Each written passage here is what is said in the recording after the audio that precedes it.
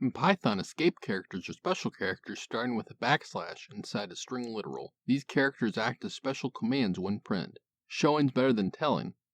If we print hello \n world, then run the code, we'll see the \n prints a new line. If we print hi \t there, then run the code, we'll see the \t prints a tab.